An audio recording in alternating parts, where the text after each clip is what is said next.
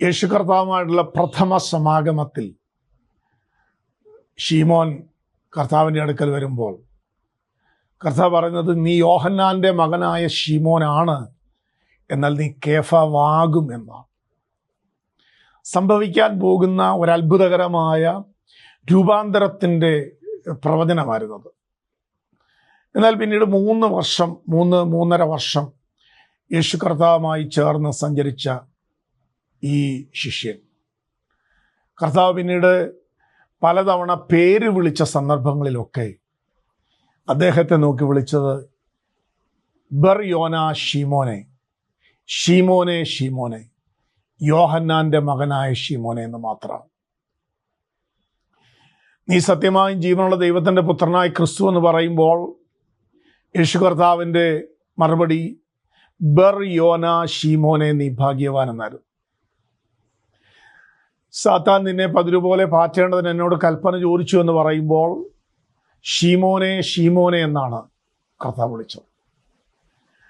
തിബേരിയോസിൻ്റെ തീരത്ത് പ്രാതൽ കൊടുത്ത് അദ്ദേഹത്തെ മടക്കിയെടുക്കുന്ന ആ നല്ല പ്രഭാതത്തിൽ യേശു കർത്താവിൻ്റെ ആവർത്തിച്ചുള്ള 3 ചോദ്യങ്ങളിൽ യോഹന്നാൻ്റെ മകനായ ശീമോനെ, യോഹന്നാൻ്റെ മകനായ ശീമോനെ, യോഹന്നാൻ്റെ മകനായ ശീമോനെ എന്ന ആവർത്തനങ്ങളാണ് നമ്മൾ കാണുന്നത്.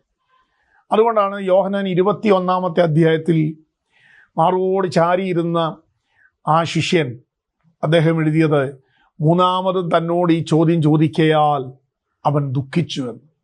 എന്തായിരുന്നു ദുഃഖത്തിൻ്റെ കാരണം? ദുഃഖത്തിൻ്റെ കാരണം അവസ്ഥകൾക്ക് ഒരുപാട് വ്യത്യാസം കഴിഞ്ഞ കാലങ്ങളിൽ കർത്താവായിട്ടുള്ള ജീവിതത്തിൽ ഈ മനുഷ്യന് സംഭവിച്ചിട്ടുണ്ട്. പടക് നിറഞ്ഞു, വല നിറഞ്ഞു, തിരയുടെ മീതെ നടക്കാനുള്ള പ്രാപ്തി കിട്ടി, ഭാര്യാമാതാവിൻ്റെ ജ്വരം മാറി, ഇതെല്ലാം സംഭവിച്ചു. പക്ഷേ വ്യക്തിത്വത്തിൽ സംഭവിക്കുമെന്ന് പറഞ്ഞൊരു വ്യത്യാസം അദ്ദേഹത്തിന് ജീവിതത്തിൽ ഉണ്ടായില്ല.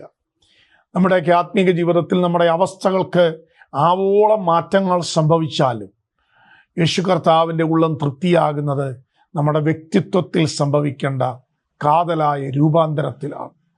എന്നാൽ അതിനുശേഷം പ്രവൃത്തിയുടെ പുസ്തകത്തിലേക്ക് വരുമ്പോൾ നമ്മൾ വായിച്ചു തുടങ്ങുന്നു, പത്രോസ് പത്രോസ് പത്രോസ്. പത്രോസ് ലേഖനം എഴുതുമ്പോൾ പത്രോസ് പറയുന്നത് ശീമോൻ പത്രോസ്. എന്താ അദ്ദേഹം ഉദ്ദേശിക്കുന്നത്?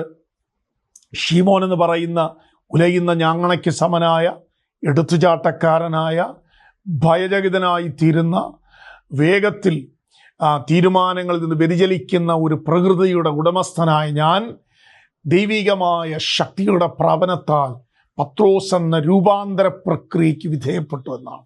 ഇത് തന്നെ നമുക്ക് സംഭവിക്കട്ടെ. എവിടെയൊക്കെയോ വ്യക്തിത്വത്തിൽ സംഭവിക്കേണ്ട രൂപാന്തരത്തിന് നമ്മളെ വിധേയപ്പെടുത്തുന്ന ദൈവശക്തിയുടെ പകർച്ചകൾക്ക് നമ്മൾ വിധേയപ്പെടട്ടെ.